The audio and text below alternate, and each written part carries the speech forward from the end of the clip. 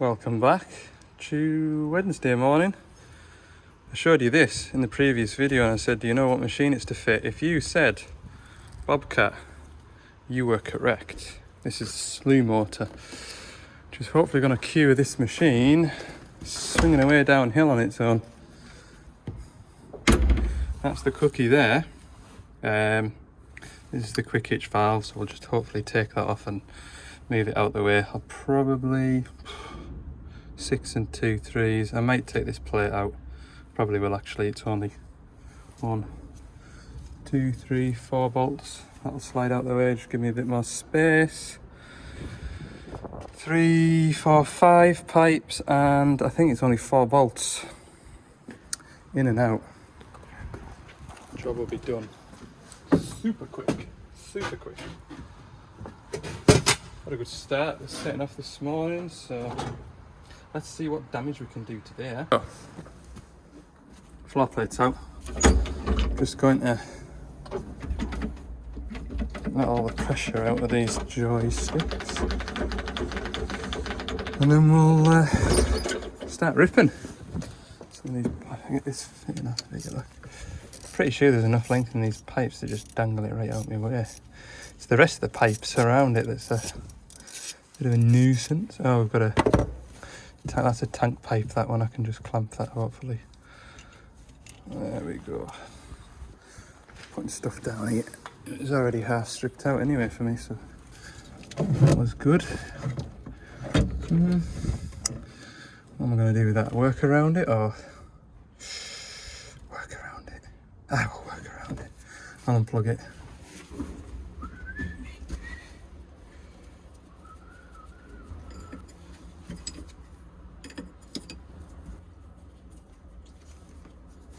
I've got all my pipes off and tidied up.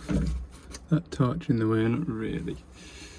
Let me try and move it a bit for you. Hang on. Somewhere there will be alright. So I've just got 4 or 5 bolts now to take out, and then I'll just sort of wiggle it past this lot. Hopefully save a bit of time. Maybe I should cable tie it out the way somewhere, but anyway, see how tight these bolts are going to be.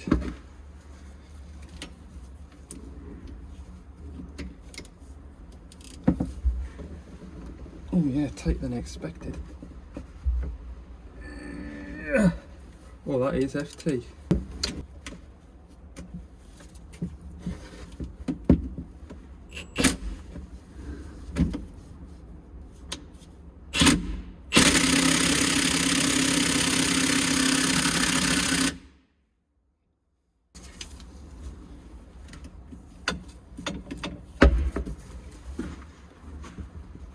Jesus.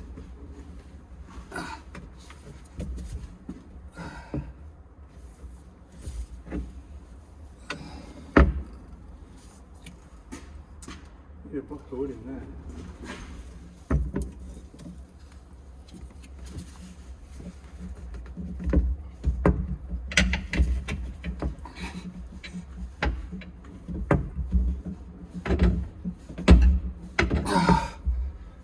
No way, Jose.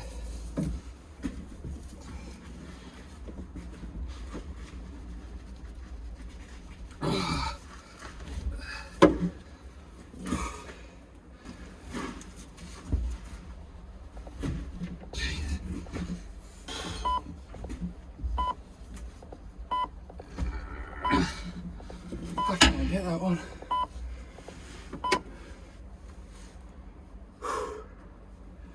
That is unreal.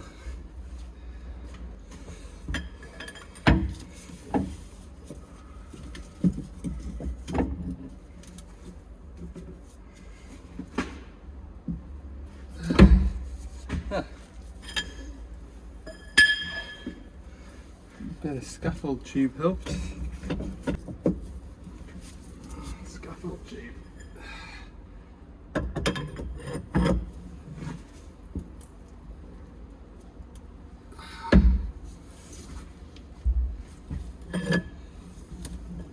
So, all the bolts are out. I've been on the phone, so you've not seen the last 10 minutes or so. Bolts are out. I've got one bolt screwed down into there to try and pull it through. I was hoping just one would be fine because getting this one slotted in here was a bit of a nuisance, but it seems to be coming up on an angle, so give this a little tickle. I'm in the right gear.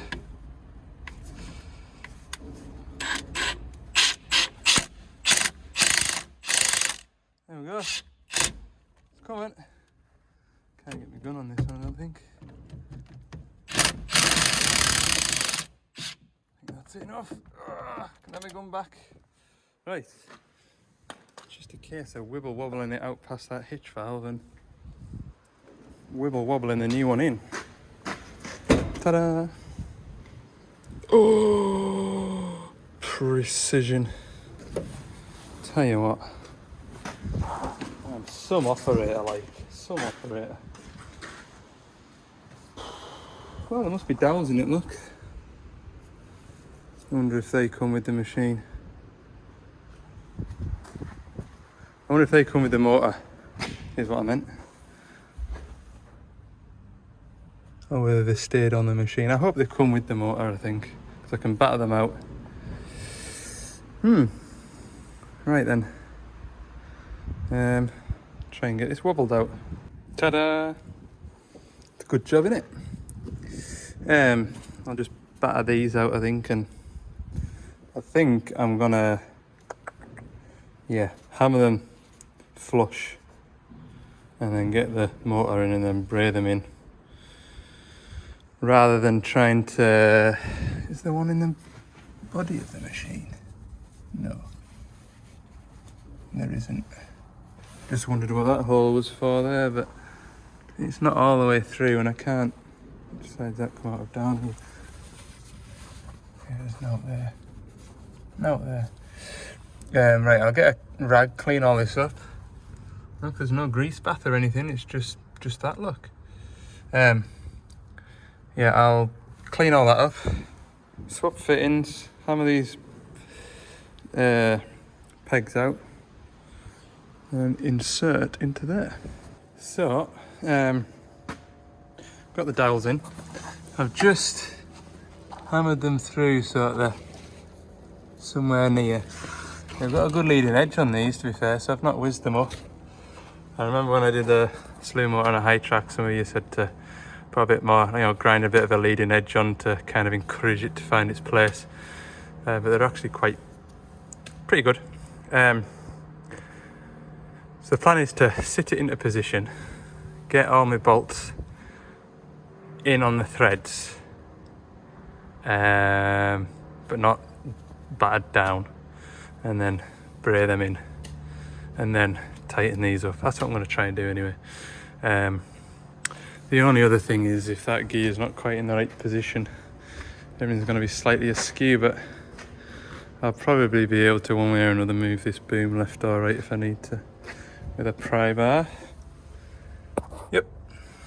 So I've got all the bolts running finger tight and no more. I'm going to batter that one down, that dowel there.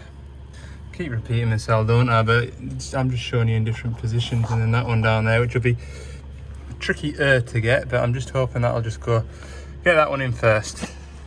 Is the plan. You only get one chance at this. If you don't get it right, then it'll come back out, braid up the way and try again. Them dowels were a little tinker to get in, just because I couldn't swing a hammer because where's my drift gun? I was using this one. It's nice and heavy. That one over there was alright. This one down here, right? Put that there like that, look. That's my gap to swing a hammer. And that seat is welded to that frame which comes off there. Somewhere in behind there. Probably holds something important on underneath all this plastic. Oh yeah. Brilliant idea. Mini diggers, honestly. My favourite worst job. Mini diggers. Right then, shall we see if it works? I know what the answer is. The only reason I was going to show you first hand, the customer was here and he says, oh, you should put it on your YouTube channel. And I says, you know something, I've already got one audience member watching me, and if this doesn't go right, then at least there's only one person that knows that I didn't diagnose it correctly. So, well, I'm on the ramp out of the shed. I've got the blade shoved down. Oh look, we've got even more participants to watch now. We'll stretch the arm right out. And we slew all the way around uphill.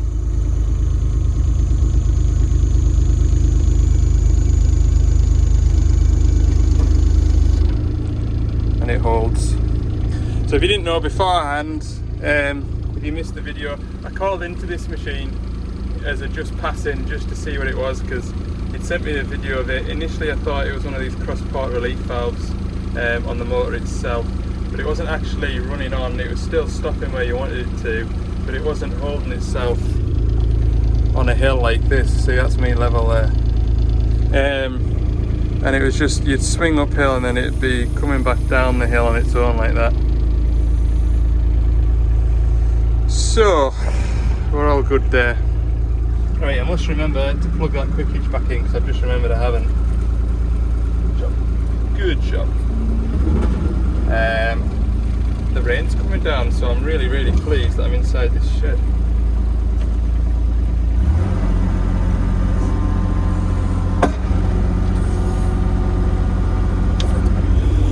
Okay, doodle about, doodle doodle doodle.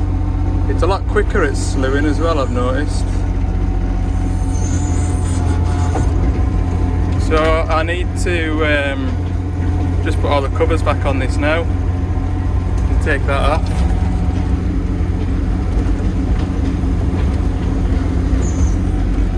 Job done. I'm at a crossroads in my life. There's a road that way, there's a road that way, there's a road that way, and I've come up that road. This digger that I'm going to next is a 160 high track. The customer sent me a drop pin for the lane end, which is that road there. Now, there is recent tyre tracks here from a vehicle, but there is digger tracks heading up that one. So which way do I go? I don't know. I'm gonna have a drive about. I don't think it's that big a place. What's the worst that could happen? I'm gonna follow me nose and go up the middle road. Marvellous view here, look. I found him. Can you see him? I'll hold you there. Can you spot the digger?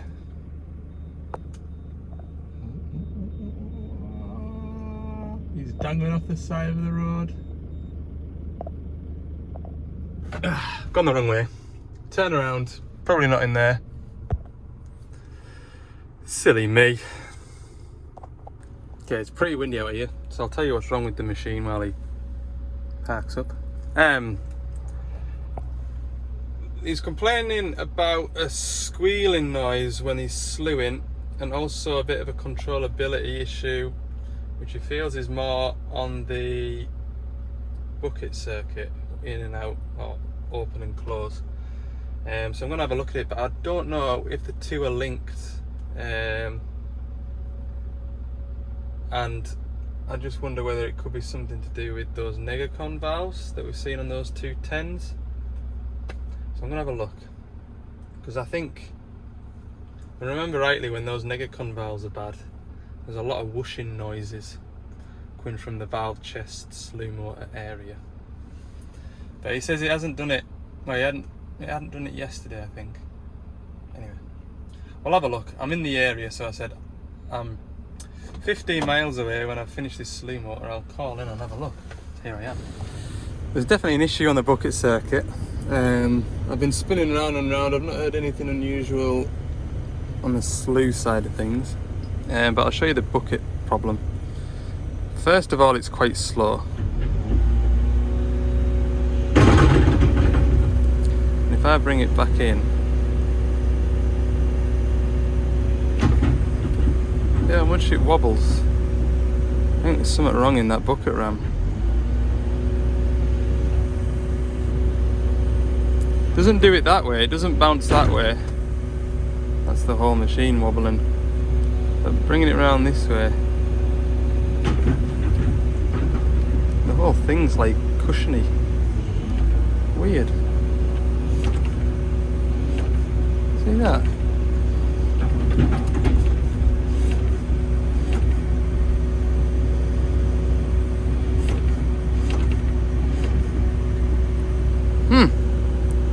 Got a problem in the ram, I think. I think.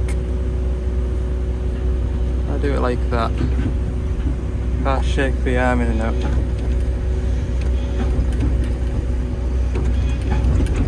It still does it.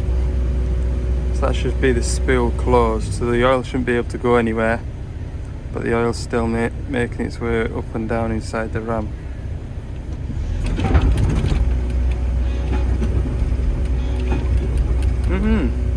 Very odd. Right, I've had this before with a high track. Can you see how the ram's sort of bending? Does that make sense? It's sort of overextending. That, I can guarantee you now, when I take that pin out of there, that chrome rod will just go out. Pretty sure. Yeah, show you this, look. You maybe can't see it, but it's like it's just about holding onto the piston inside the cylinder. And you can see on the boom there where the actual bucket ram has actually been hitting the boom. New ram required, I think. I'm going to take the lid off the hydraulic return, just have a look in there, see if there's anything that we don't want to see.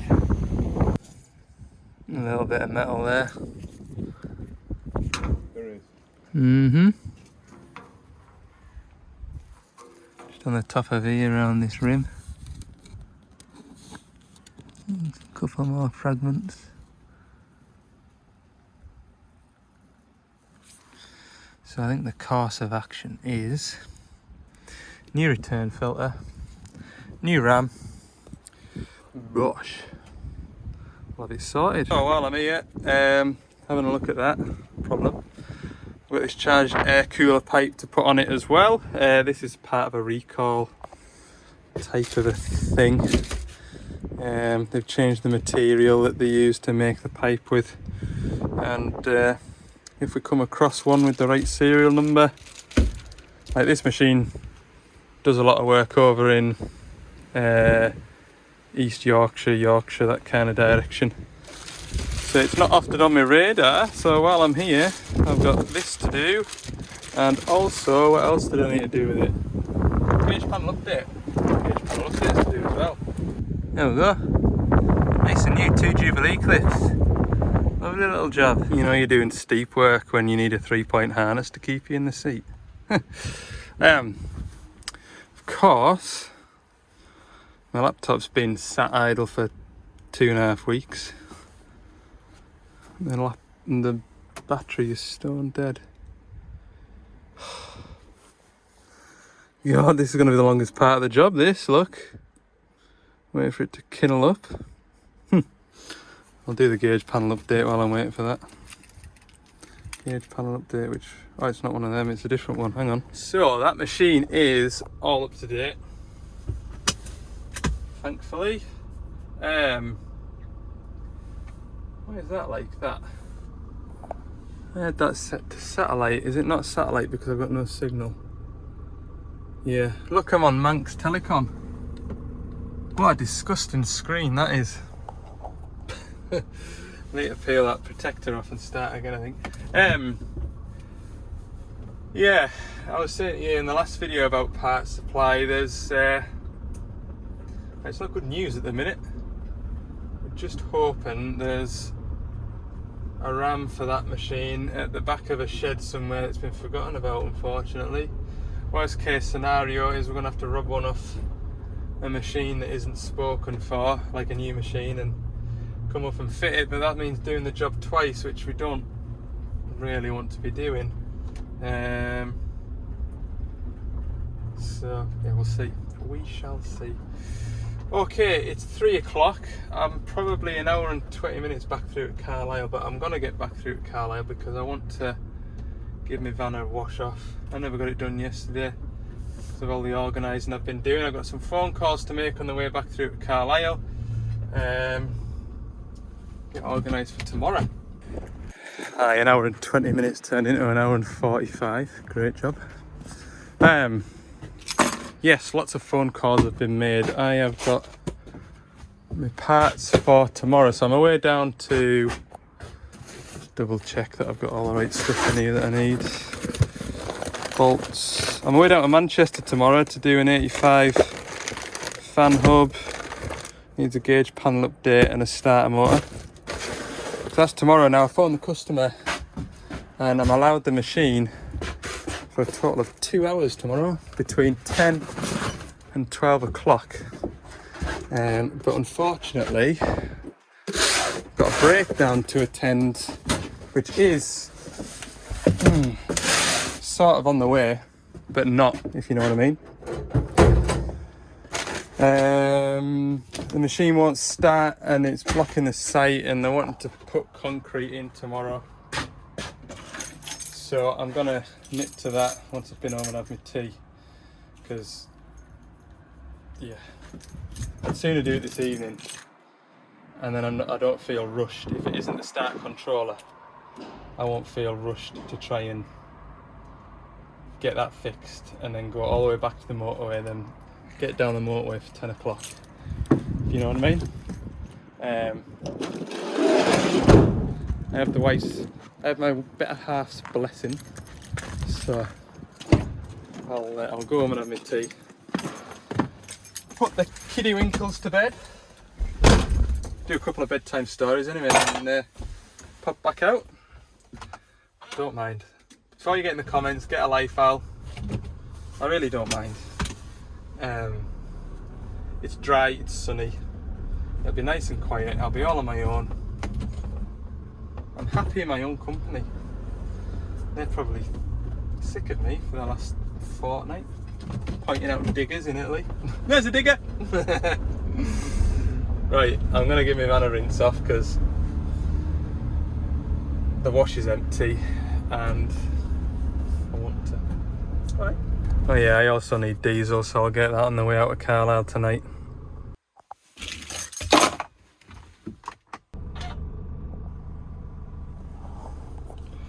Better get going. Oh, it's a nice evening though. Fuel. Must go and get some diesel first. Right, I'm here. It's a tight little building site this, I tell you that much. 20 past 8. Fingers crossed, start control, let's go and have a look. Right, so it is an intermittent problem this apparently. It's done it a couple of times and they've left it and it's kindled up, but it wouldn't this afternoon on the phone, so give it a go.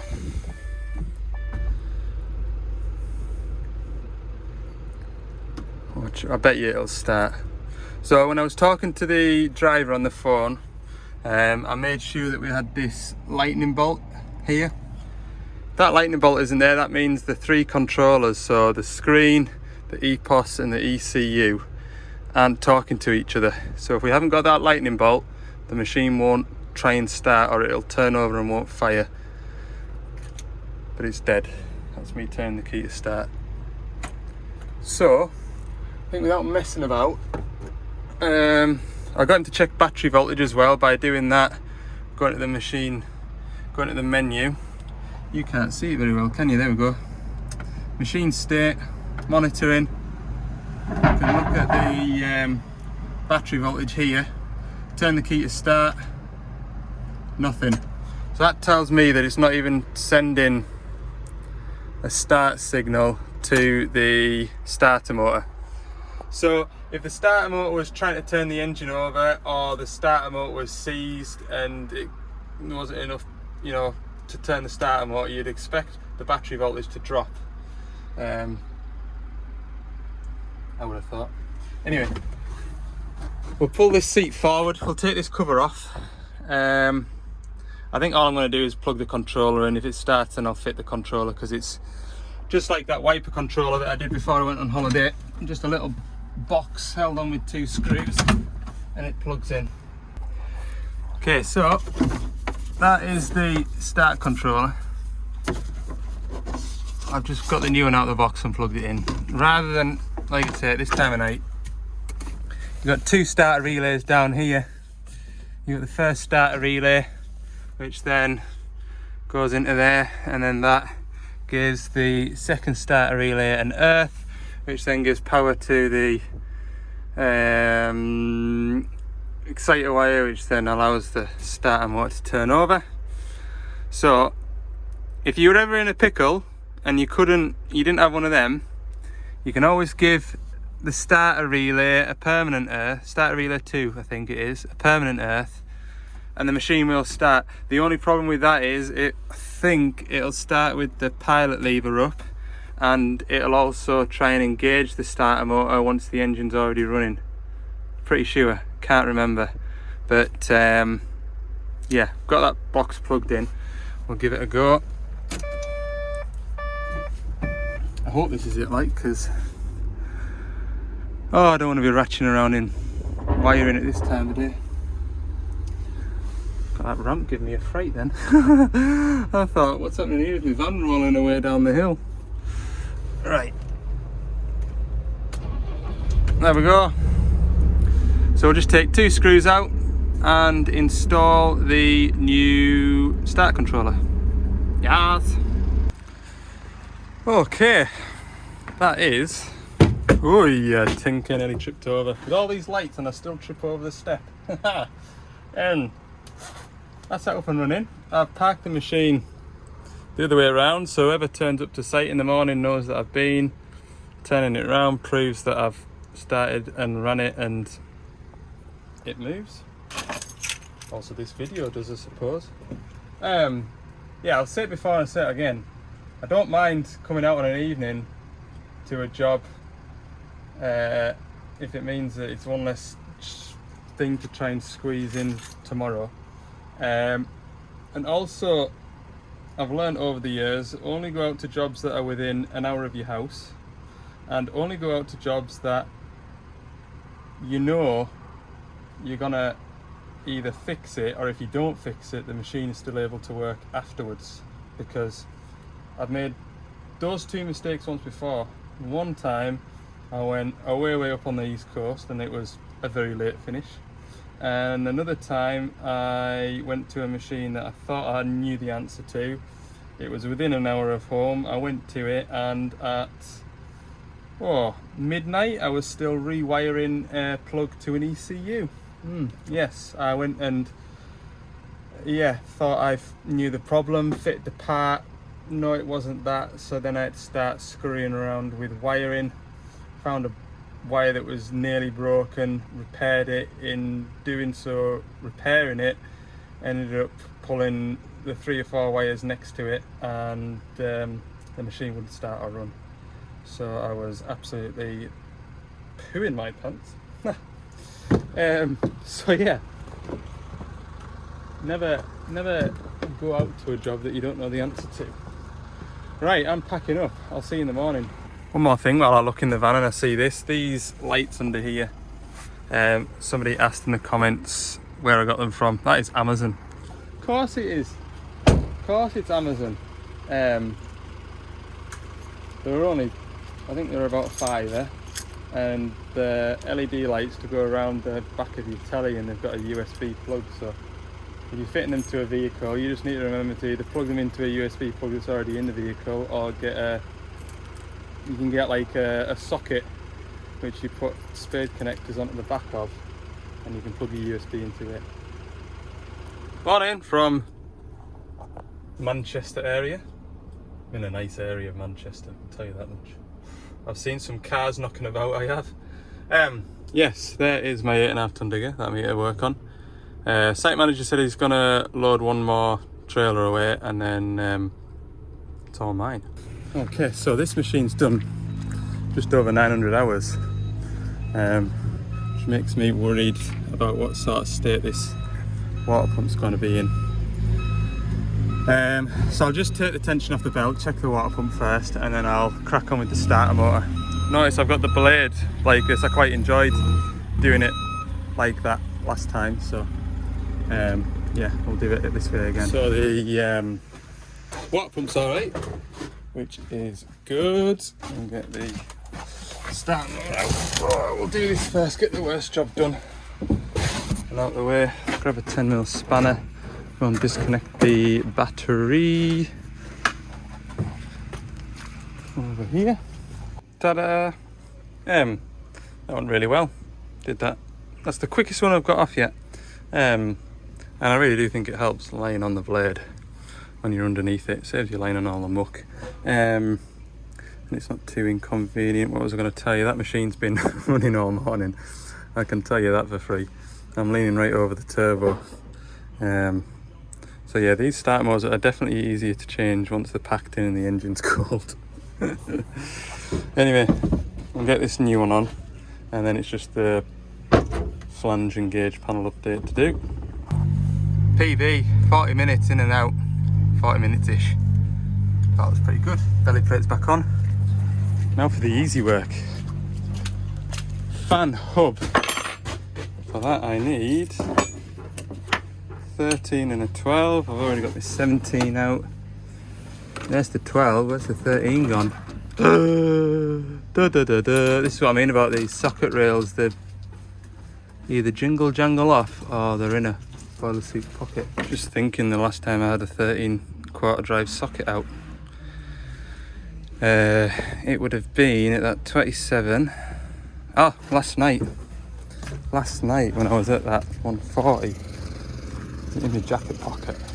I hope it is. I really do. One jacket. Aha! Ta-da! Going there out the way. Absolutely flying this. Absolutely flying. Old one, new one.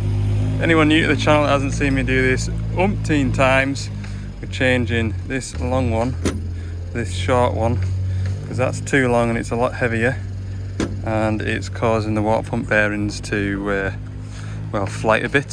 So new short lightweight one with short bolts. Right, new shafts on. Just a quick check that I've not knocked the belt off any of the pulleys before I put the tension back on. Looks good. We'll pull the pin. Can do this one-handed. Let's have a go. There we go. That's what I use. I'm sure that came with a new belt tensioner on something. I thought it's handy that, because if I drop it, doesn't really matter, does it? Whereas if I drop an Allen key, I'm gonna have to go and find it. Right, put this guard on here, update the dash. It's 11:30 now. Shh, don't tell anybody I can do it all this quickly. They were giving me the machine from 10 till 12, so I am back on target. The skill is, when somebody asks you how long is it going to take, add half an hour. Add half an hour, because I said I'll be 2 hours. If everything goes to plan, I'll be 2 hours, I said. And that gives you leeway to go over 2 hours if you need to. But it also means that you get the job done under schedule and they're happy. And then that means that in my head I was going to be out of here by 12, which means I'll be out of here by 11:45, which means I'm 15 minutes ahead of schedule. Yes! On to the next job after this. I just leaned around the corner to grab that guard and realised that that door's open. I thought to myself, why is that door open? Oh yeah, I haven't reconnected the battery yet. That might help. And finally, software update. Hopefully this will be nice and straightforward. I haven't had any problems with them so far. Right, bootloader, select the file, click OK, select that. Right, now I need to take a picture to prove that I've booted the right bootloader. Hang on. Bootloader. Then click OK. Progress update. Picture. Download OK. Picture. Picture of the screen. See? It's that easy. Key back off. Went to that screen, switched off. Pull that out. Right, all I need to do is take a download of the machine with my lappy toppy, which has sort of been charging. If you remember yesterday, did I show you yesterday? I had it on trickle charge yesterday when I was at that high track. Obviously it was the first time out the van since I got back from holiday, so I'm hoping I've got enough juice in the laptop not to have to get the extension lead out, trail it all through the muck. That's what I should have, you know what I should have done? Should have had it on charge all the way down here. That would have done the job. There we go. Why do we need to do that? That is to prove that I was here, that I did the job. It's all part of the paper trail. Everything's up to date. We've got a download of when all these jobs were done, so we can see, I don't know, what the engine's been doing for the last near 1,000 hours, and it's all there, log data. Everybody wants data.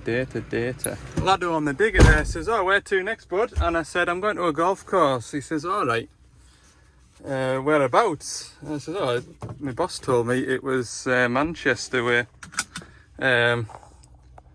Just Google mapped it. It's 12 minutes from here. Of course it is. I was hoping I'd have a nice little hour in the van, listen to me podcasts, and no, 12 minutes away, so oh well, at least it's handy, but I don't think it's 12 minutes in the right direction. The story behind this digger then, I mentioned in passing when I was on the phone to my boss yesterday that I was heading down here to gather that those jobs up on that 85, because we've only got till the 15th or the 16th of September to get these fan reworks done. So this was the last one that I had to do. And he says, "Oh, while you're down there then, I've been trying to get another dealer to go and look at a little baby loading shovel. If you're in the area, I'll not bother phoning them, I'll get you to it." So that's the story. From what I gather, it's going to be a kind of have a look, see what you can do, and come back to it. So yeah, another job that I don't need with the amount I've already got on. But there you go. This is turning into a really long video, so I hope you don't mind. Ta-da! It's a DL80TL. Never done that with these before. I think I used one of these to move some track rollers on a DX420, and that's all my comings and goings with it. I've done some online training courses, so this is my first sort of hands-on experience with one. So phoned the customer before I set off just to make sure I could have the machine, and obviously everything was okay to come down. Now he'd said that there's been 10 visits to this machine and it's still got a water leak. The water leak is inside the cab. I'll go around and show you. I don't think it's us that's visited this 10 times. I don't think. But yeah, you can see in the cab there's a water leak, and it's wettest over here when I feel it. You can see there's water dripping there. So there's moisture getting in from somewhere. Apparently there's been hose pipes run on it and all sorts to try and discover where the water's coming in from. But nobody has yet been successful in sorting it. Second problem is in this pivot here. Apparently this has been repaired or something once before. I presume a new bit of wiring loom in here has been replaced and it's done it again.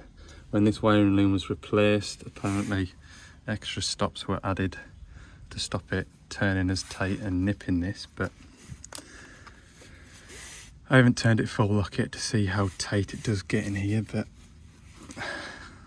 to me, this wiring loom should have conduit on as well, and I would have said it'd be better run through this sleeving as well. The wiring is all white, which is wonderful, isn't it?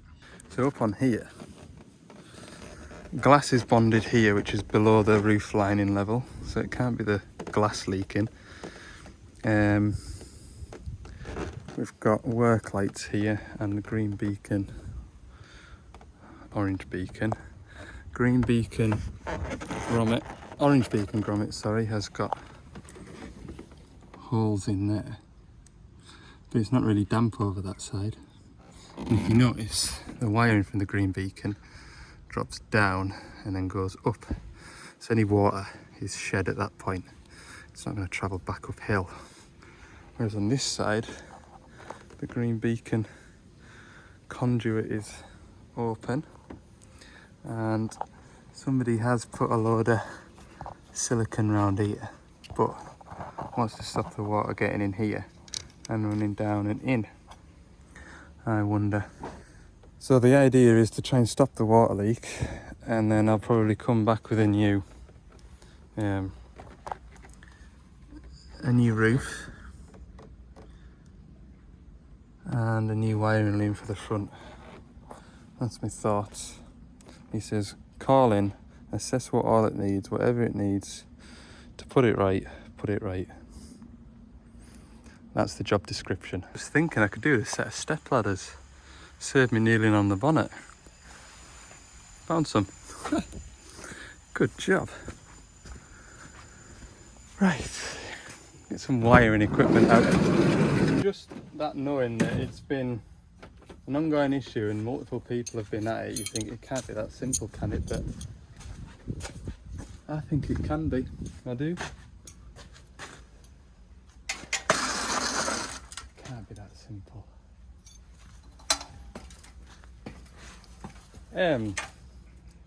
I'm sure I've seen some handy ways of testing where you can get water into a vehicle. You can use smoke, can't you, and then pressurise the cab. I haven't got any smoke. Could I put an airline in there, set it off, and then use a squeegee bottle? Surely it's not that airtight though, because there's holes in the grommets over there.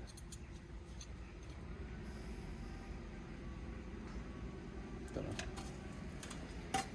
I'm gonna sort this wiring out. Right, so from here, that way, the conduit is inside the cab, right?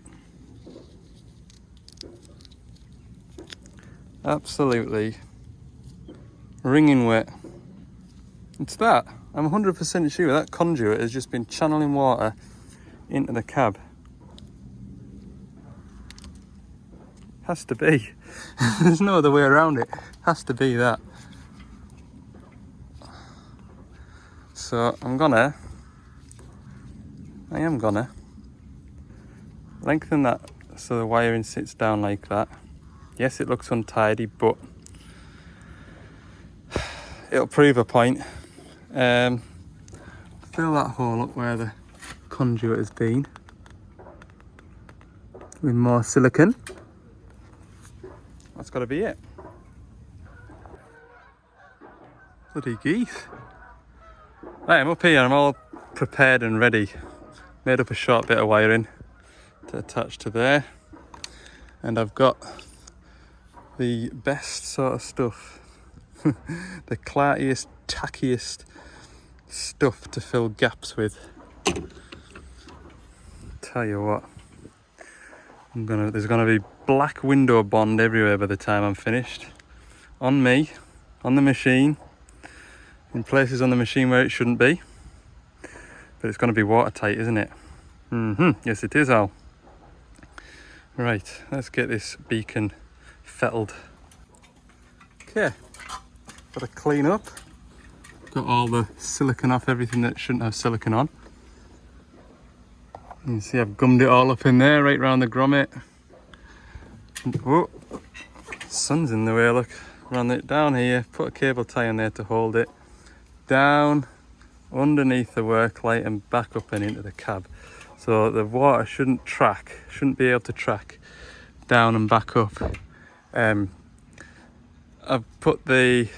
used fibre tape on it just so it matches that, but I've left it like an inch short before it goes into the cab so the moisture doesn't track up the fibre, because obviously moisture, you know, it's like, say if you've got long trousers on and you're walking in the rain, the water always works its way up your trouser legs, doesn't it? So I'm thinking the same thing, so I've stopped the fibre tape going up into the cab. I think that was the main problem with this. It would have looked all right because the amount of silicone around it, but that was basically like a tunnel into the cab.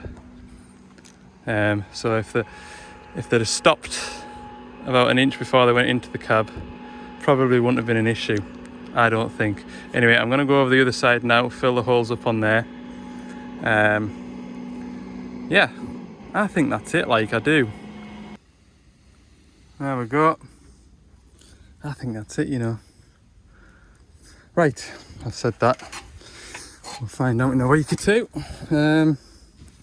So, this wiring in here. You can tip these cabs, you know. I seem to remember from the training. Should probably redo my online training and work out how to do it. They do tip over one way or another. Don't think it's back the way. I don't think it's forwards either, but I'm sure that's got something to do with it.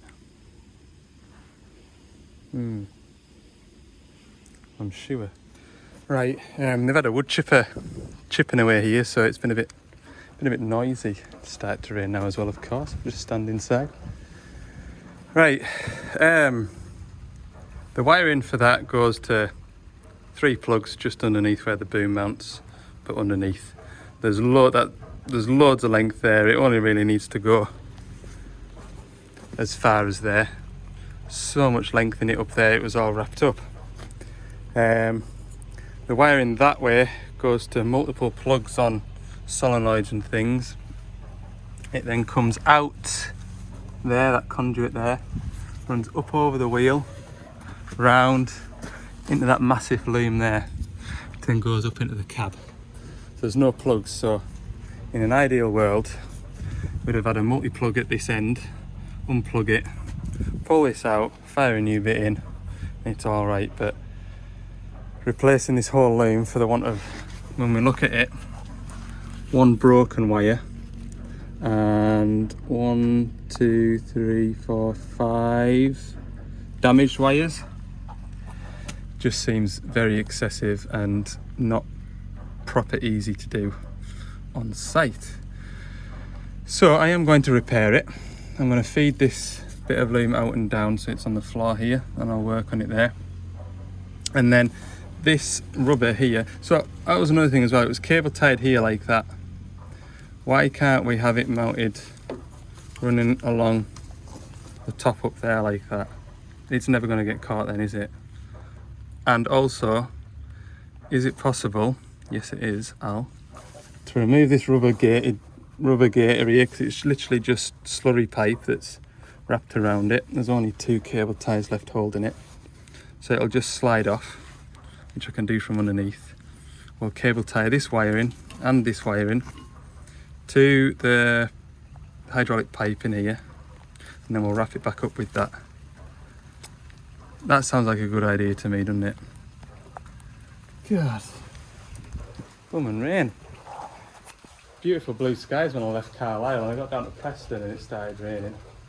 My mates are sending us pictures and videos, combines rolling around Dale, and come to the wrong end of the country today.